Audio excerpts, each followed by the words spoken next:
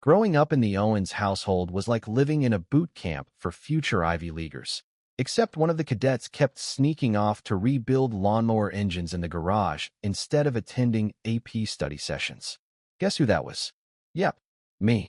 I'm Jake Owens, 28, proud owner of 3 auto repair shops in northern Illinois, and according to my parents, the cautionary tale we don't talk about at church. My dad, Raymond, is a retired mechanical engineer. Mom, Denise, taught high school chemistry for 30 years. We're talking about people who own 2 different Harvard Mom mugs and drink from both, simultaneously, if they could figure it out. Then there's my older sister, Claire, valedictorian, full ride to Northwestern, now a data analyst in D.C., with a fiancé named Carter who wears loafers with no socks. You get the vibe. At dinner, Claire's GPA was a standing ovation. My interest in carburetors? A sigh and a reminder that manual labor is what happens when you run out of options. No pressure. By sophomore year of high school, I was already doing brake jobs for neighbors and flipping old dirt bikes on Craigslist. My dad came out to the garage once, saw me elbow deep in a rusty Toyota alternator, and said, "Is this really what you see yourself doing forever, Jake?" "Maybe," I shrugged. "It's kinda satisfying." He didn't yell. He just shook his head like I'd confessed I wanted to be a magician or professional kazoo player. When senior year rolled around, Claire got flown out to visit 3 different colleges. I didn't even apply. I didn't see the point. College wasn't going to teach me what I already knew: how to work with my hands, how to hustle, how to make something run. That decision went over. Well, imagine tossing a live squirrel into Sunday dinner, and you'll have the general energy. "You're throwing your future away," my mom said, her lips so tight they could have sealed a Ziploc. "Do you think anyone's going to take you seriously with a wrench in your hand?" Dad added, "You'll be stuck in some greasy garage forever." At the time, I didn't say much. Just nodded, wiped my hands on an oil-stained rag, and kept sanding the hood of an old Mustang I was restoring. What I wanted to say was, maybe being stuck somewhere isn't always a bad thing, especially if it's a place you built yourself. Instead, I moved out 3 weeks after graduation. I didn't go far. Just a studio apartment above Mr. Halverson's bakery. Rent was cheap, smelled like cinnamon rolls every morning, and the garage I worked part-time at let me clock as many hours as I wanted. I was poor, sure, but I was also free. They didn't visit. Not once.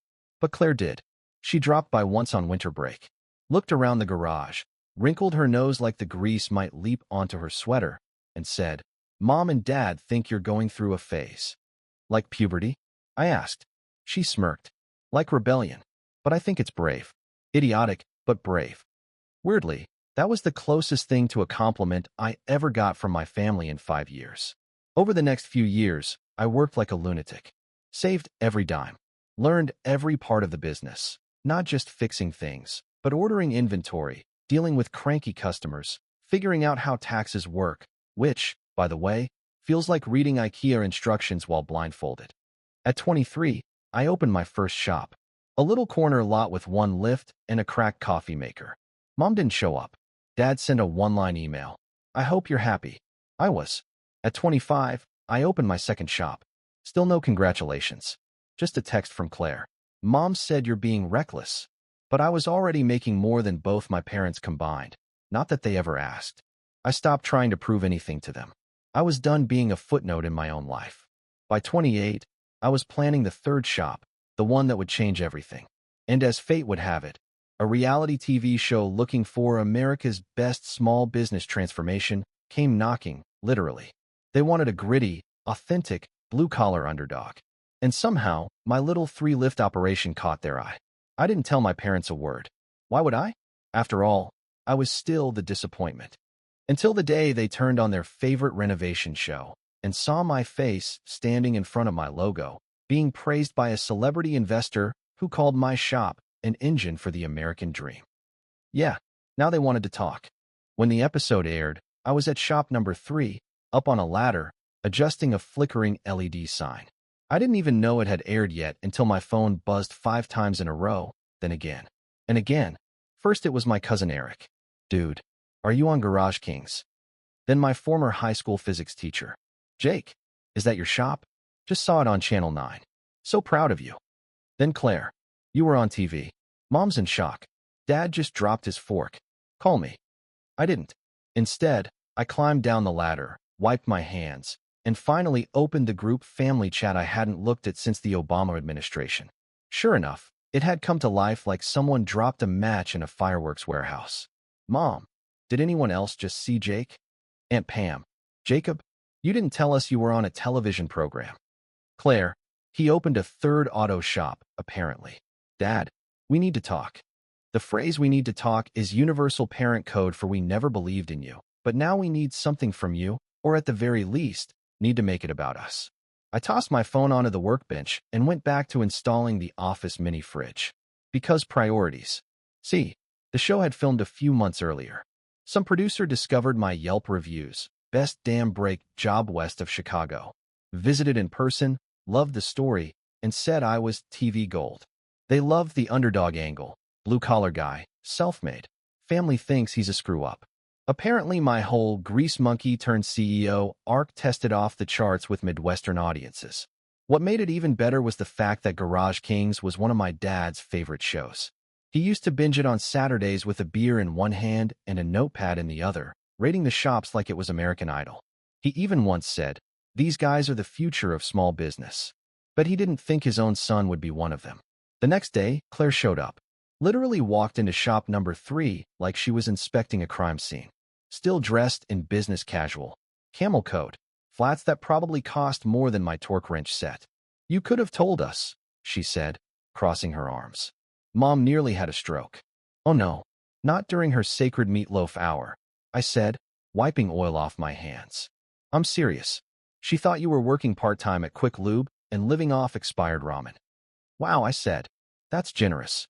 Last I checked, Dad thought I was managing a tire rack at Costco." She sighed. "Jake, this is impressive. I mean, the shop looks real." "Thanks. Been running real businesses for 6 years now." She picked up a branded mug from the front desk. It had my company logo on one side and the slogan, "We fix what your brother broke." Claire actually laughed. "That's cold. Customers love it. Mom doesn't. Bonus. I wasn't trying to be cruel.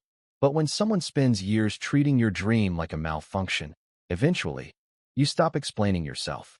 Claire finally dropped the real reason she came. "They want to talk to you. Especially Dad." I raised an eyebrow. "Let me guess. He's proud now?" She winced. "He has questions. About franchising, licensing, expansion." I stared at her. "He called me an oil-stained dropout with a socket wrench for a brain, Claire. That was harsh. That was Christmas 2019. She didn't have a comeback. Just twisted the mug in her hands. Then she mumbled something I didn't expect. "You were right, you know." I looked up. "About what?" "Doing what you love. Not chasing the degrees, the titles, the LinkedIn glory." "I sit in a cubicle 10 hours a day, Jake. I hate it. Carter and I barely talk. My job's secure, sure, but I envy you. I envy this." That landed like a wrench to the chest. Because no matter how different we were, Claire had always seemed fine. Unshakable. Now she was here, in my office, blinking back tears and calling my life the one she envied. We talked for another hour. About Mom. About Dad. About how much it sucked to feel like success was only valid if it wore a suit and came with a diploma. When she left, she hugged me. That night, Mom called. I didn't answer. 3 days after the TV episode aired, I heard the unmistakable sound of my dad's car outside shop number 3, his ancient silver Volvo, which ironically, I had fixed twice without charging him a cent. He always assumed it was charity. It wasn't. I just didn't want that thing exploding on the interstate and ruining someone else's day. I watched from inside as the car pulled up, paused for a full 10 seconds, then shut off. The driver's door didn't open right away, which meant Dad was probably psyching himself up, the same way he used to before school board meetings. Then the door creaked, and out stepped my dad in khakis and a tucked-in golf shirt like he was going to a PTA meeting instead of stepping into the workshop of his failed son. He looked older than I remembered. Thinner. Grayer. He opened the glass front door and froze. His eyes flicked from the pristine lobby to the framed Garage King's top pick plaque on the wall, to the receptionist, my manager Michelle, who greeted him with a perfectly polite, "Welcome to Jake's Garage. First time here?" He didn't respond. He was too busy staring at the huge company logo behind the counter. the same one that aired in glorious 4K on his living room TV while he was probably eating meatloaf and judging other small business owners. I stepped out of my office. "Hi, Dad." He turned, and for once in my life, he didn't have a comeback. No sigh.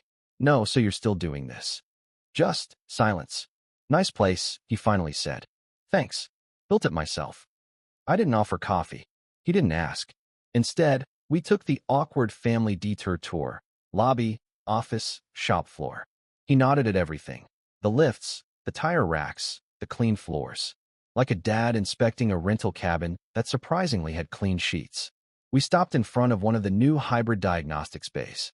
"Don't take this the wrong way," he said, "but this is impressive." "Thanks," I said again. Then came the part he'd clearly been rehearsing in the Volvo. "I think I was wrong," he said. I blinked. I didn't expect this. 3 shops, TV appearances, a customer app, and employees with benefits? He rubbed his neck. "I thought you'd be stuck doing oil changes in your 30s. "Most of my revenue's from fleet contracts," I said. "We service over 120 commercial vehicles a month." The app was Claire's idea, actually. She helped me develop it. "She told me," he said. "She also told me. I've been kind of a jerk." "Kind of." He actually chuckled. And just like that, something softened. He followed me to the break room. We sat. I handed him a can of cold brew. He looked at it like it might be a trap, then took a sip. "This place," he said slowly, "feels smart. Like an operation."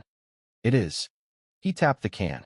"I thought people opened garages because they didn't have options." I raised an eyebrow. "No offense, but people become engineers because they're afraid to take risks." Oof. Okay, maybe too much. But he didn't snap back. Instead, he nodded. "Fair." We sat in silence for a few more beats. Then he asked, genuinely curious, "So, you're not just changing oil?" "Nope." He grinned a little. "You know, your mom cried." "Because I was on TV?" "No," he said. "Because you never told us." I shrugged. "Why would I? You guys call me a cautionary tale every Thanksgiving." He winced. "I know. We thought we were motivating you." I laughed. "Motivating me to do what? Apply to law school while I was elbow deep in a busted Honda transmission? I guess. We didn't see it." "No, you didn't want to see it." That one hit. He nodded slowly. "You're right." And then, quietly, the words I never thought I'd hear. "I'm proud of you, Jake." It didn't land like fireworks. More like a flat tire finally getting patched. Not flashy, but useful. Necessary. After years of pressure, it was relief. "Thanks," I said. "But I didn't build this for you to be proud of me." He looked up. "I built it so I wouldn't need it." And that's when he finally understood. So, Dad and I had our moment. Not a hug-it-out Hallmark special, but decent and awkward, which, let's be honest, is the only way men in our family know how to bond. But then came the real challenge, Mom. Claire warned me.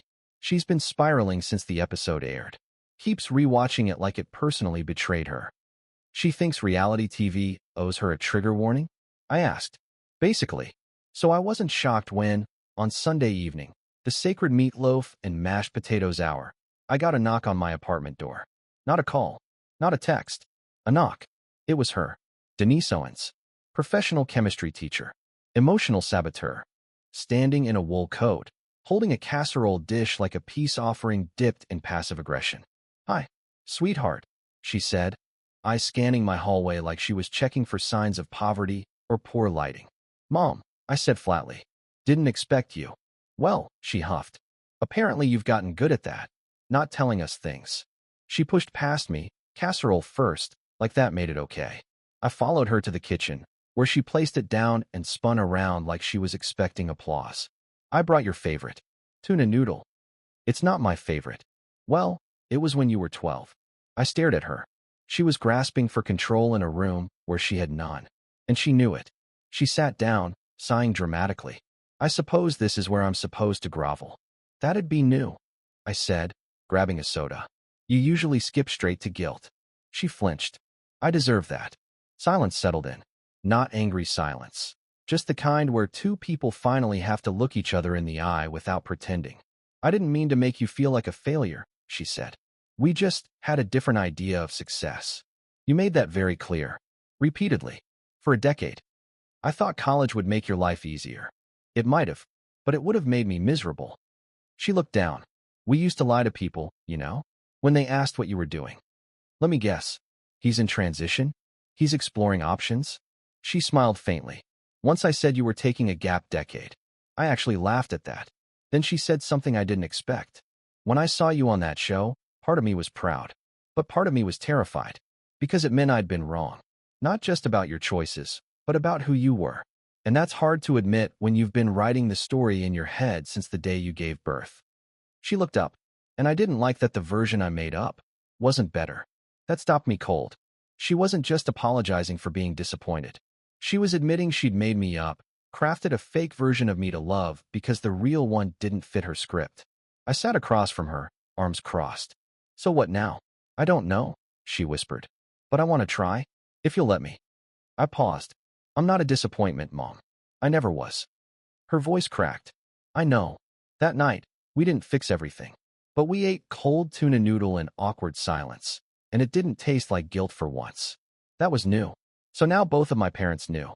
Dad was still processing it like it was some kind of slow-motion engineering diagram.